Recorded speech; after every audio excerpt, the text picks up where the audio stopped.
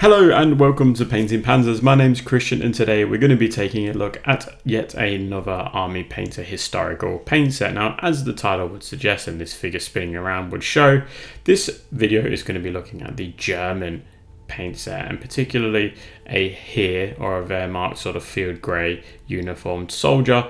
And this soldier is a 20mm or 1/72 scale AB figure. So we're going to be using a smaller scale model to see how much we can get out of this paint set. So stay tuned, strap yourselves in, and let's get straight in to this tutorial.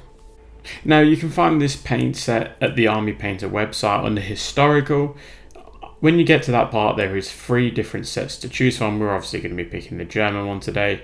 Now it's priced really well, and I believe you can get free shipping as well if you order it within the US and the UK.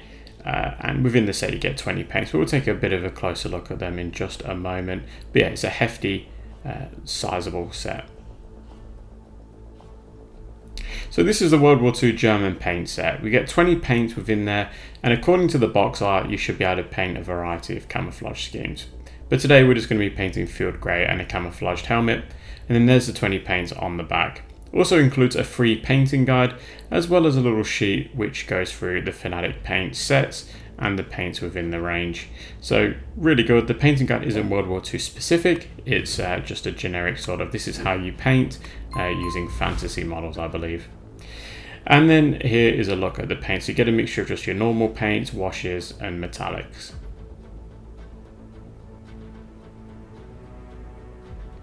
So you want to prime your model. In this particular case, I primed it with just a light grey colour, and then I'm applying the dark field grey. Now I actually really like this colour, bearing in mind that field grey comes in a variety of different shades. I really like the green hue that comes with this field grey colour. I think it adds like a nice difference to all my other models. So I actually think this is a pretty good colour for field grey, especially if you're going for something just slightly different. Now the camo sand colour is very light, it's probably a little bit too light for what I would have liked for the camouflaged helmet colour. However, they do include a load of different washes in there, so you've got browns and blacks, so we'll be able to darken this up and make this look a little bit more realistic and less bright.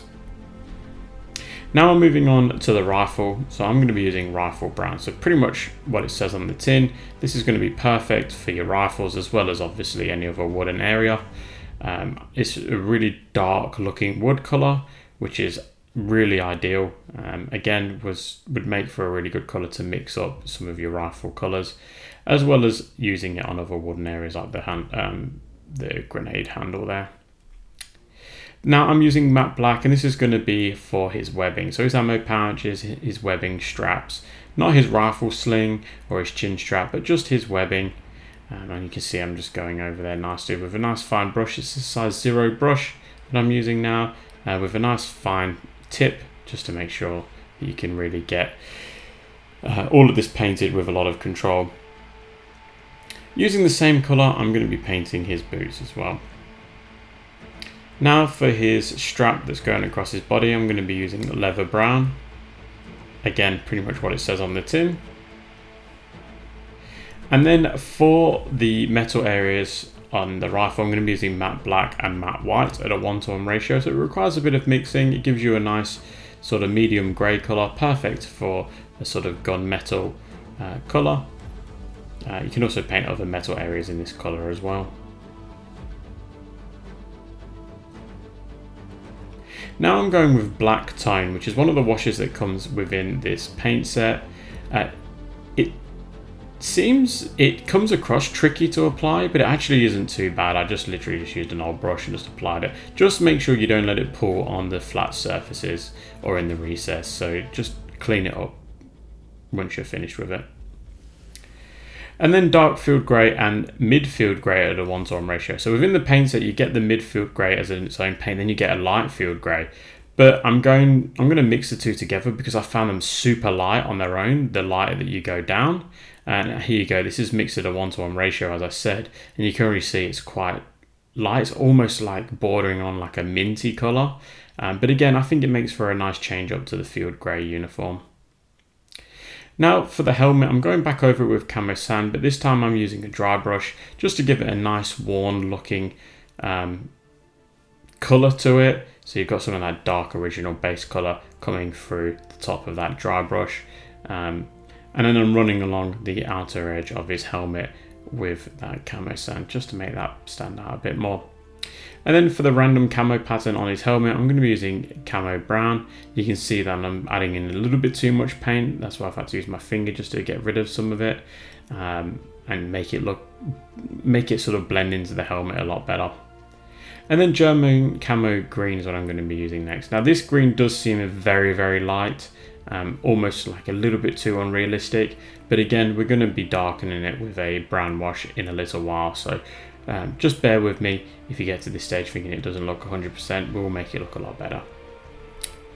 Now I'm going back over the rifle with that rifle brown again, and I'm just scratching in the details. I like to scratch in the details just to sort of simulate those wood grains. So you're leaving the original brown in the recesses and then just scratching on the flat surface. Now I'm using rifle brown and rust at a 1:1 ratio, and I'm just with his bayonet handle there, I'm just adding in a few little lines, and then I'm adding in some random scratches on his rifle. Again, just trying to simulate those wood grains. And then finally I go over it with rust. Again, just the wooden areas and just scratching on. It is literally the easiest thing to do because there's very little effort involved in terms of trying to make sure that it looks 100%. You just scratch on and make it look like a bit of a wood grain effect. So we're going over the metal with that matte black and matte white again at a 1:1 ratio. It's really important that you mix that ratio nicely. You don't want to go too much white or too much black.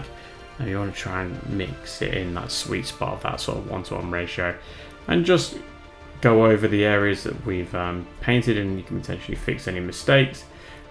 And then I hit the metal areas with steel once I've done that other bit. So that's giving it the nice metallic color, gives it a bit of a shine when the light hits it, and makes it a little bit more realistic, I suppose.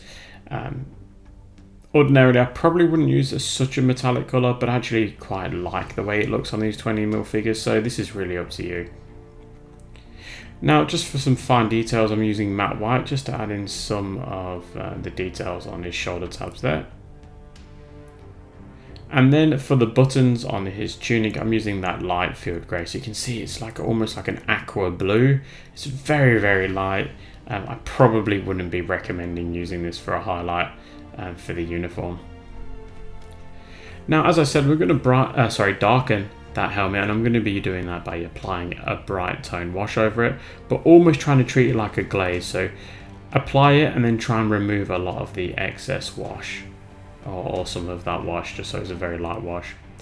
And then matte black and matte white at a 1:1 ratio is what I'm going to be using for the webbing.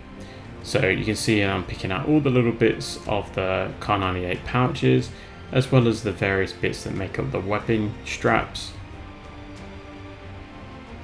And then once you're happy with that, you can go ahead and use a weathered skin to paint his skin. So again, what it says on the tin, obviously weathered. You probably assume that the skin tone is meant to be a little bit worn, but it seems to be a really nice colour, and it does go on really nicely. And these paints are all just one coat at this moment. Next up is warm skin tone, and that's what I'm going to be using as the flesh wash for that skin tone that we've just put on before. And I'm using a battered old brush, but one that's got somewhat of a pointy tip. Don't let the video confuse you though, or fool you. It's really not a good tip on that brush. Now, using that weathered skin again, I'm going to be going over the features of the face, but leaving the rest of that original base colour in the recesses. So what I mean by that is I'm going over the nose, the cheeks, the chin. I'm going to connect those areas up together, other than the nose, obviously. The eyebrows, so it's going to start giving a bit of definition in his eye sockets, around his neck, his fingertips and his hands. And then I'm going to be using weathered skin and matte white at a 1:1 ratio. It's going to really lighten that skin tone. And I'm going to apply a little line underneath each eye, a little line on the nose, a little line on the chin, but not connecting them all together, and then a little line where the neck meets the tunic. And then you should have something that looks like this, the guy that's spinning around slowly on on the workbench here.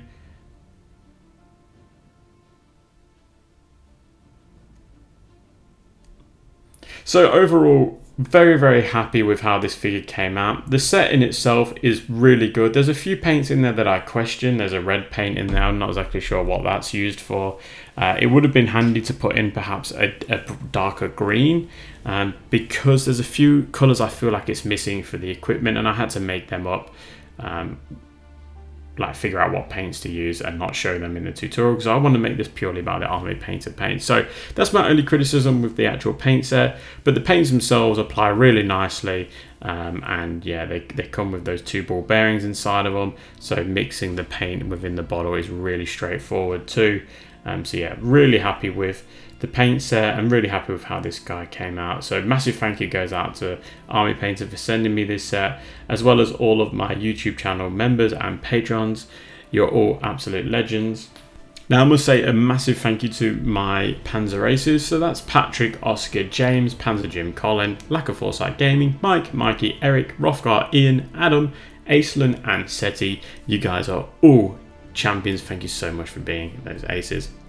Alright guys, let me know in the comments section how you found this video and if you're going to be acquiring an Army Painter historical paint set. And until then, I will catch you at the next one.